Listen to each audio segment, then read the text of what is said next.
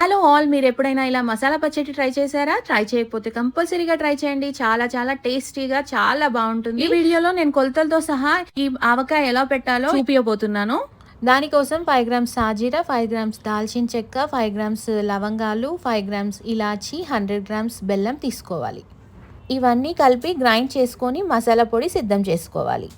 నేను 1/2 కేజీ మామిడికాయ ముక్కలకి ఇవన్నీ కలిపి 20 గ్రాముల మసాలా తీసుకున్నాను.